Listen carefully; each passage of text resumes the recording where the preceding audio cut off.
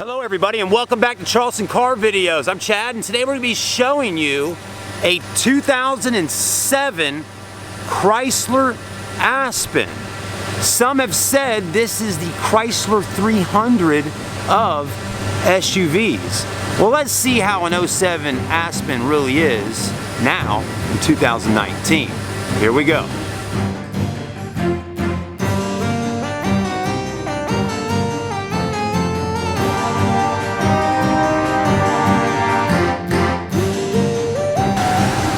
Alright everybody, let's go ahead and get the review started today and take a look at this vehicle, and then we'll take it out for a test drive. Again, the 2007 Chrysler Aspen. Now, I said at the beginning of the video that some have said that this is the Chrysler 300 of SUVs, and I'm going to show you a few reasons why that's possibly a true statement. Well, first, it's owned by Chrysler, of course, and Chrysler is also a part of Dodge, and basically, Dodge had the Dodge Durango, and Chrysler is kind of more or less like the luxury side of that company. So here's a Durango that is more luxurious. And also a Chrysler 300 is supposed to be more luxurious than a Dodge Charger. And you can kind of see how they've kind of given it, I don't know, the 300 maybe a little bit. It doesn't look like a Chrysler 300, but anyways, that's what some have said, at least from the reviews I've seen online. Now, you got this front grille, okay?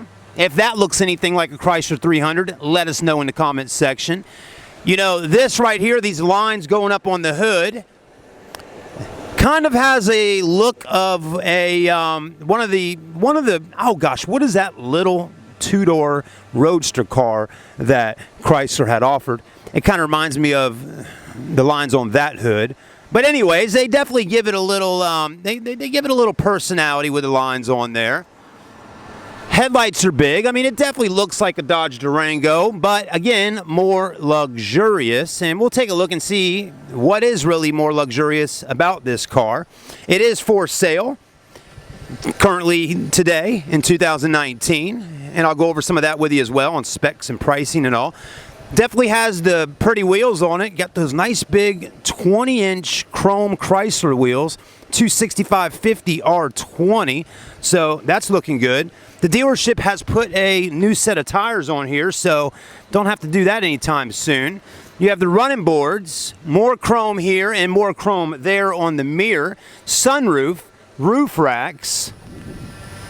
They only made this vehicle for 3 years. After that, Chrysler did away with it. This one is a limited, and I think pretty much that was all you could get on a Chrysler Aspen was a limited package. So this is it. It has the HEMI 5.7 liter. It has the tow package. It has backup sensors. No backup camera though. It does have a scratch and, well, it's pretty hefty size little thing going on there. Tinted windows. There you go. Let's go ahead and see if it's got even a power tailgate, or where are the buttons to open up the trunk. Okay, there you go. So no power tailgate feature. The AC is definitely blowing cold. I could feel it hit me when I opened up the hatch just now. Subwoofer in the back. Probably got a little storage under here, which is really hard to open. Don't think I'll be getting that. Oh, there we go. Wow, okay, there's your jack. And a little bit of storage. Definitely a bit dirty under there. Third row seats. You got leather. They do fold down for more room. And I mean, this was a massive vehicle. Still is a massive car. Tons of room for a family. You know, again, if you like the Chrysler 300 or the Dodge Durango, but you wanted something, you know, a little more luxurious, this was kind of the route you would want to take to get that. There you go. Let's take a look at the interior, pop the hood, and check it out. So one thing's for sure, that is a big back door, and it opens up nice and wide, as you can see here. You got a little leather going on right there. You got some wood trim right here. You got a little satin silver there. Storage in here. Now, it would have been really nice to see this with some Captain Row seats in the back. Not sure if they made one with Captain Row seats or not, or did they even make a Durango with Captain Row seats, but that would have been a really nice thing to have on this car. It's got a little bit of suede right here. Again, this is a 2007, so it's definitely got some age on it. The leather has seemed to hold up pretty good. The third row seats back there are obviously going to be in a lot better shape than any other seat in the car due to, well, not a whole lot of people ever really sitting back at third rows all that often. I think this possibly could fold down if need be. Anyways, you can see where, you know, things are starting to rip and tear over time. You got your cup holders here, a 115 volt, 150 watt AC outlet right there, which is nice to see. Looks like you got some lumbar support on both sides. Obviously, there was a little net and a spot to put things at right there, which has gone away. The headliner in it is clean. Your air vents are actually up on top. And, I mean, pretty decent amount of room of leg room in the back. Not too bad. Let's take a look up here, because this is where it seems to get a little more luxurious in the front. You do have auto up-down feature on both driver-passenger side, memory seats, heated seats, power seats. I still say, you know, the leather's has held up pretty good on that driver's seat all these years later. You got the Chrysler logo right there. The armrest has definitely taken some wear and tear, you know, as the colors have started to kind of wear out, which definitely can be fixed. Tons of wood trim, CD player. You don't have dual climate control in here, so just one temperature for the entire cabin. You got a clock up top there. You know, you would notice a clock like that on a Chrysler 300. So there's little things that they put on this to kind of give it that luxurious feel. LED lighting up top, which is nice. There's your gauges. This vehicle has a check engine light on it right now. Don't know exactly why. Possibly could be emissions or a O2 sensor, who knows. The vehicle does have 217,000 miles on it, so it's definitely got some miles. I like the wood trim. Let's go ahead and pop the hood and take a look under there. You also have pedal adjust here, which is nice. Still works. You can adjust those pedals down there. And something that's kind of odd, well, not odd, but something that you don't see on a whole lot of cars, you had a 115 volt AC 150 watt outlet right even here up front. Or actually, there's a button here. Maybe that cuts that on. Okay, that cuts it on. Let's go ahead and take a look under the hood. All right, guys, got the hood popped. Now, it would have been nice if the Chrysler Aspen had some shocks or something under here where you didn't have this pole. But, you know, it is what it is. It's very clean under the engine, though. You can tell the detail team at the dealership did a nice job cleaning this up. Not that it was maybe filthy dirty when it was originally traded in or bought at a sale, but you can tell they cleaned it up really nice. The 5.7 liter V8 HEMI, it's definitely fitting up under the hood of this vehicle, of course, but it's definitely a tight squeeze under here. I mean, it seems like about every square inch of under this hood here has been used to put something there, which is just about that way on every vehicle. But it's just, that's a pretty large engine, and it's just, boom, it's right there. You know, it doesn't seem like there's a whole lot of space from the front of this car to the motor. And again, these are things, I don't know what in the hell I'm saying right now, or where my brain has even gone to while talking about a motor or even this vehicle. What in the world just happened? I got a brain fart, and sometimes that's one thing I'm good at, is just talking even if it doesn't even make any sense. Let's look at a few other things. All right, everybody, let's take the Aspen down the road here and see how the 5.7 liter HEMI feels in such a big vehicle. And for a quick moment there off camera, I did a quick Google search on the Aspen, which I should probably always do, but I figured out what car those lines on the hood had come from, and it was the Crossfire. According to a website I was reading there, it says that the Aspen basically is kind of a mashup between a Durango, a Chrysler 300, a Crossfire, and even for good measure, it said, the Chrysler Pacifica. It's got 335 horsepower, and 370 foot-pounds of torque. So not doing too bad on the horsepower and torque there. You know, definitely a lot more power than maybe some other SUVs like Chevy Tahoes and Suburbans and whatnot, or even Ford Expeditions. But anyways, that Hemi, that's a big motor under there. And with that being said, let's see how that engine feels when driving down the road. All right, so let's see how the Aspen feels. I think I'm really just more curious of how that Hemi feels under such a big vehicle.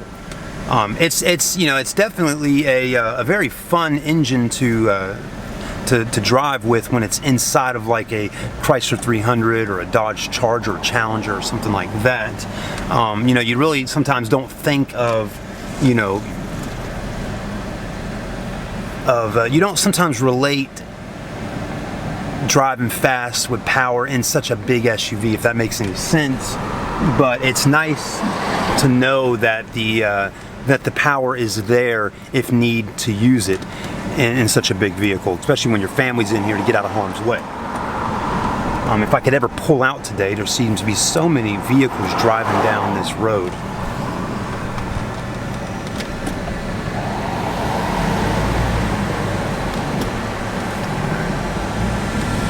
Here we go. So, I mean, one thing's for sure, blind spots aren't too bad in here. I mean, the windows are massive. The windshield's big. I'm 6 foot tall. I got plenty of headroom, plenty of leg room. You know, this to have 217,000 miles seems to be running pretty good. The AC's still working. Everything seems to be working great on it. So, you know, those are important things when you're looking at buying a pre-owned vehicle. The dealership that we've been filming some of these cars at is a buy here, pay here dealership.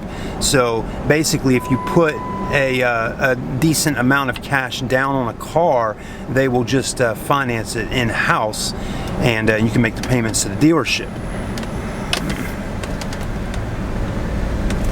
Of course, there's a lot of people and cars where we're riding at today, so I can't really ever seem to give it a good run for the money going down this side road here. And but anyways, I mean, it's easy to drive. It's got a ton of room in it, which is nice. And I kind of like the look of it better than the Dodge Durango in this year model. Even though that this is pretty much exactly what a Dodge Durango looks like, I kind of like the headlights. I like the front end design better than the Durango design. It's just something about the headlights on the Durango in this 2007 year I didn't really like, and these are just a little bit different, which I like. All right, let's see. Let's give it some gas.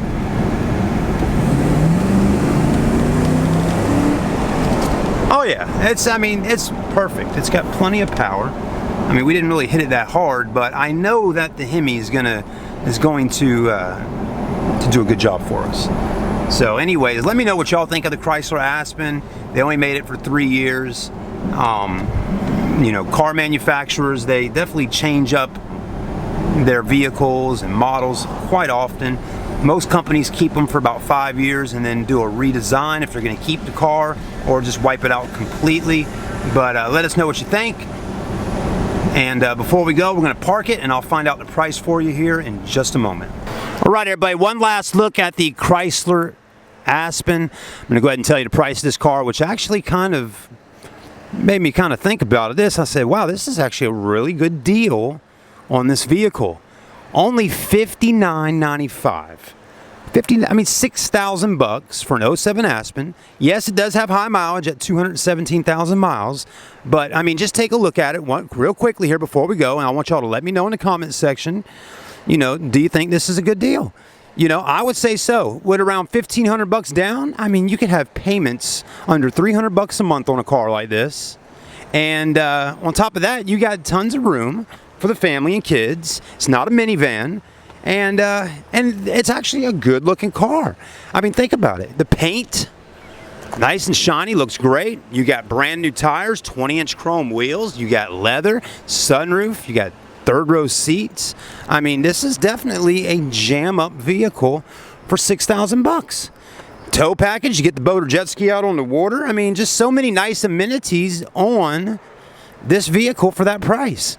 Anyways, you know, I could show you many other SUVs out here on the lot that cost a lot more and are a lot newer, but still not a bad looking vehicle for the age. You know, let us know what you think, guys. Would you buy a Chrysler Aspen? Do you think it looks like a Chrysler 300 put into an SUV body? And do you think Chrysler should come back with a Chrysler Aspen? You know, definitely this, I'll show you one thing real quick before we go today. You know, here's a Dodge Durango right over here. And you can really see how the size of these vehicles have changed a whole lot. The styling, I mean, I definitely like the newer body style on the Durango. But let me tell you, folks, if you get inside of a Durango, this body style versus that body style, you're going to notice, you know, it's gotten a lot tighter in here, a lot less leg room, a lot less headroom. I mean, it just overall, this is a smaller sized vehicle than this over here. So if you need some space, that's still great. But again, I had a lady up here a couple days ago looking at SUVs, and she said, well, you know, I need something that's got third row seats. I don't want a minivan, but I also want to get something that's got some room behind the actual third row seats. She's like, if I go traveling and bring the family with me, you know, and I need to use the third row seats with kids in the back, how am I going to get all my luggage in? Well, I'll tell you, you know, there's not a whole lot of space back here, you know, when those third row seats are up. So your best advantage there on getting a vehicle that's going to have a ton of room in the back, you're going to have to buy a Suburban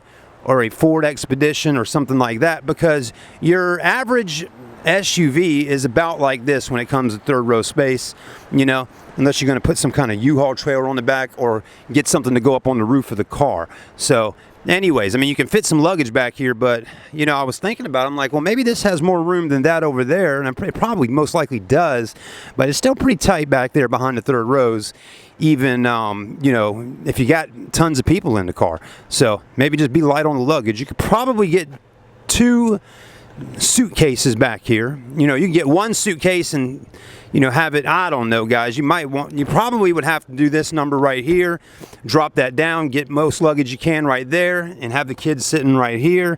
Anyways, I mean, how often are you driving with 1, 2, 3, 4, 5, or 2, 4, 6? I mean, how often are you driving with 6 people in one vehicle?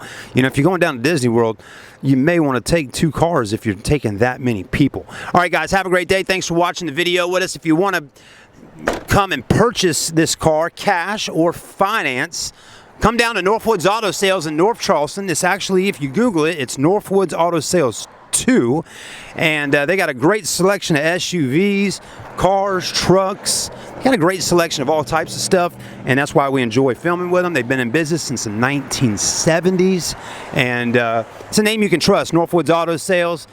Some of the cars you may notice, if they're more expensive, the down payments will be higher. But one thing I found out from the man that owns the store, he said, Chad, the reason we want more money down is because, first, it's going to help that customer's payment be lower. Okay, they don't want to put you out here on the road having payments over $500 or $400 a month.